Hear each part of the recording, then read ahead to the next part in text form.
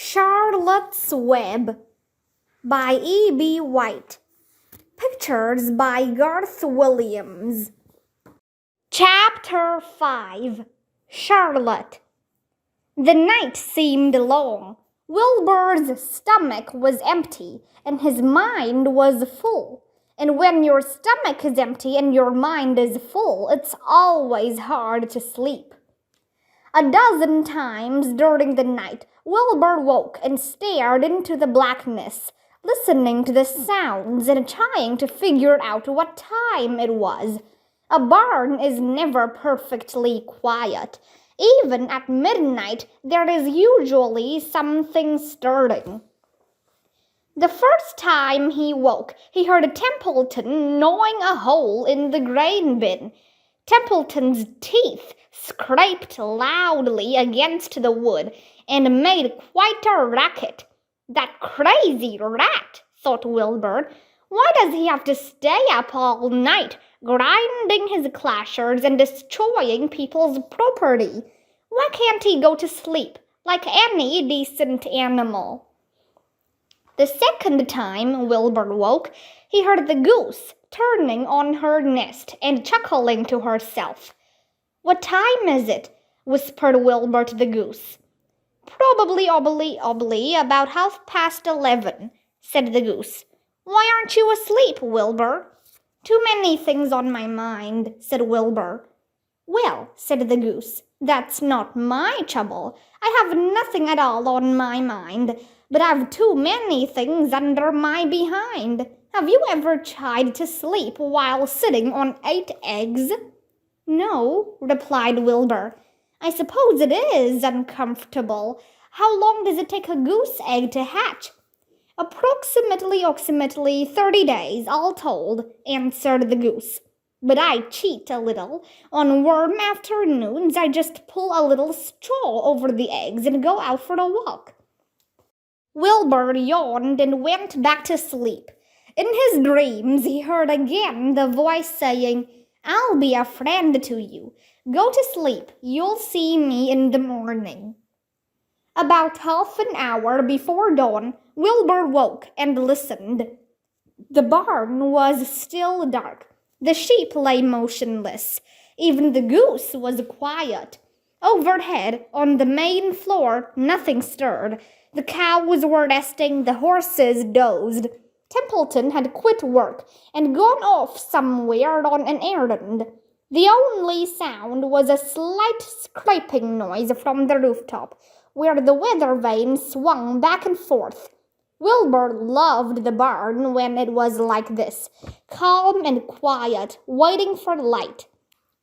Day is almost here, he thought.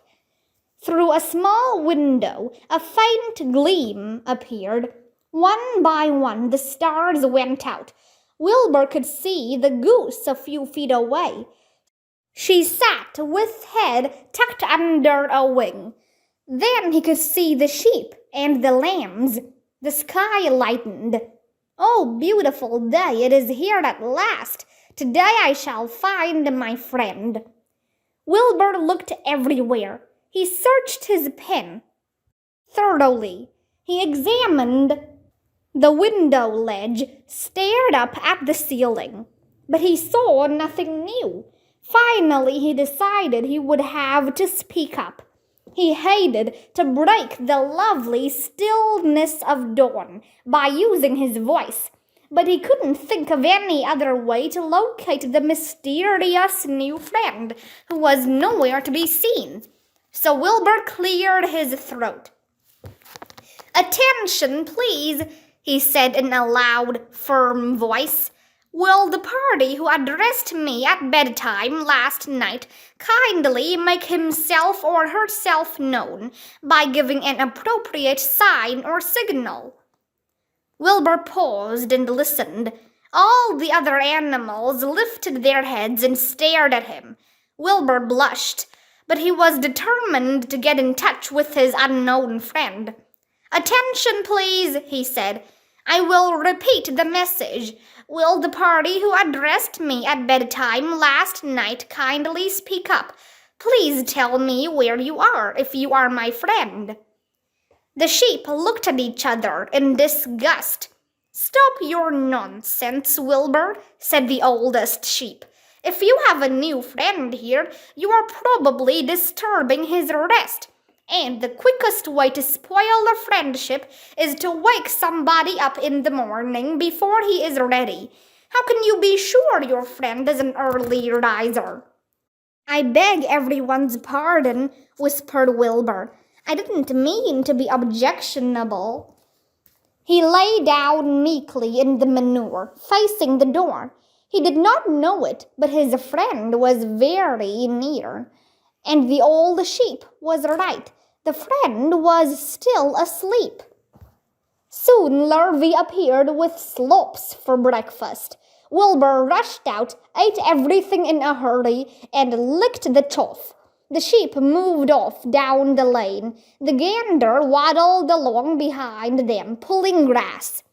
And then, just as Wilbur was settling down for his morning nap, he heard again the thin voice that had addressed him the night before.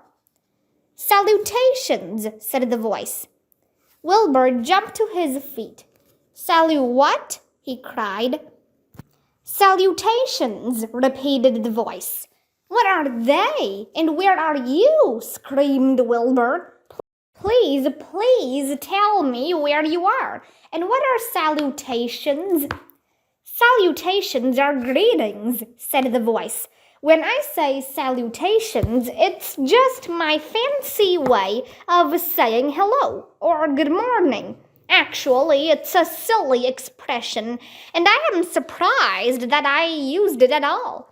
As for my whereabouts, that's easy. Look up here in the corner of the doorway. Here I am. Look, I'm waving." At last, Wilbur saw the creature that had spoken to him in such a kindly way. Stretched across the upper part of the doorway was a big spider web, and hanging from the top of the web, head down, was a large gray spider. She was about the size of a gumdrop. She had 8 legs, and she was waving one of them at Wilbur in friendly greeting. "See me now?" she asked. "Oh, yes, indeed," said Wilbur. "Yes, indeed. How are you? Good morning. Salutations. Very pleased to meet you. What is your name, please? May I have your name?" "My name," said the spider, "is Charlotte." "Charlotte what?" asked Wilbur eagerly. "Charlotte A. Kavatika, but just call me Charlotte." "I think you're beautiful," said Wilbur. "Well, I am pretty," replied Charlotte. "There's no denying that. Almost all spiders are rather nice-looking. I'm not as flashy as some, but I'll do. I wish I could see you, Wilbur, as clearly as you can see me." "Why can't you?" asked the pig. "I'm right here." "Yes, but I'm nearsighted," replied Charlotte. "I've always been dreadfully nearsighted. It's good in some ways, not so good in others. Watch me wrap up this fly."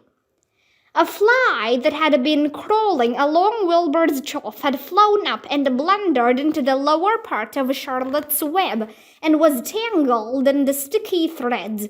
The fly was beating its wings furiously, trying to break loose and free itself. "First," said Charlotte, "I dive at him." She plunged headfirst toward the fly. As she dropped, a tiny silken thread unwound from her rear end. "Next, I wrap him up." She grabbed the fly, threw a few jets of silk around it, and rolled it over and over, wrapping it so that it couldn't move. Wilbur watched in horror. He could hardly believe what he was seeing. And although he detested flies, he was sorry for this one. "There," said Charlotte. "Now I knock him out, so he'll be more comfortable." She bit the fly. "He can't feel a thing now," she remarked. "He'll make a perfect breakfast for me." "You mean you eat flies?" gasped Wilbur. "Certainly. Flies, bugs, grasshoppers, choice beetles, moths, butterflies, tasty cockroaches, gnats, midges, daddy longlegs, centipedes, mosquitoes, crickets, anything that is careless enough to get caught in my web. I have to live, don't I? Why, yes, of course, said Wilbur. Do they taste good? Delicious. Of course, I don't really eat them. I drink them. Drink their blood. I love blood, said Charlotte, and her pleasant, thin voice grew even thinner and more pleasant. Don't say that, groaned Wilbur. Please don't say things like that. Why not? It's true, and I have to say what is true. I am not entirely happy about my diet of flies and bugs, but it's the way I'm made. A spider has to pick up a living somehow or other, and I happen to be a chapper. I just naturally build a web and chap flies and other insects. My mother was a chapper before me. Her mother was a chapper before her. All our family have been chappers. Way back for thousands and thousands of years, we spiders have been laying for flies and bugs. It's a miserable inheritance, said Wilbur gloomily. He was sad because his new friend was so bloodthirsty. Yes, it is, agreed Charlotte, but I can't help it. I don't know how the first spider in the early days of the world happened to think up this fancy idea of spinning a web, but she did, and it was clever of her too. And since then, all of us spiders have had to work the same trick. It's not a bad pitch on the whole. It's cruel, replied Wilbur, who did not intend to be argued out of his position. Well, you can't talk, said Charlotte. You have your meals brought to you in a pail. Nobody feeds me. I have to get my own living. I live by my wits. I have to be sharp and clever, lest I go hungry. I have to think things out, catch what I can, take what comes. And it just so happens, my friend, that what comes is flies and insects and bugs. And furthermore, said Charlotte, shaking one of her legs, do you realize that if I didn't catch bugs and eat them, bugs would increase and multiply and get so numerous that they destroy the earth, wipe out everything? Really, said Wilbur, I wouldn't want that to happen. Perhaps your web is a good thing after all. The goose had been listening to this conversation and chuckling to herself. There are a lot of things Wilbur doesn't know about life, she thought. He's really a very innocent little pig. He doesn't even know what's going to happen to him around Christmas time. He has no idea that Mr. Zuckerman and Lurvy are plotting to kill him. And the goose raised herself a bit and poked her eggs a little further under her, so that they would receive the full heat from her warm body and soft feathers. Charlotte stood quietly over the fly, preparing to eat it. Wilbur lay down and closed his eyes. He was tired from his wakeful night and from the excitement of meeting someone for the first time. A breeze brought him the smell of clover, the sweet-smelling world beyond his fence. Well, he thought, I've got a new friend all right, but what a gamble friendship is. Charlotte is fierce, brutal, scheming, bloodthirsty, everything I don't like. How can I learn to like her, even though she is pretty and, of course, clever? Wilbur was merely suffering the doubts and fears that often go with finding a new friend. In good times, he was to discover that he was mistaken about Charlotte. Under her rather bold and cruel exterior, she had a kind heart, and she was to prove loyal and true to the very end. Chapter 6. Summer Days. The early summer days on a farm are the happiest and fairest days of the year. Lilacs bloom and make the air sweet, and then fade. Apple blossoms come with the lilacs, and the bees visit around among the apple trees. The days grow warm and soft. School ends, and children have time to play and to fish for trouts in the brook. Avery often brought a trout home in his pocket, warm and stiff, and ready to be fried for supper. Now that school was over, Fern visited the barn almost every day to sit quietly on her stool. The animals treated her as an equal. The sheep lay calmly at her feet.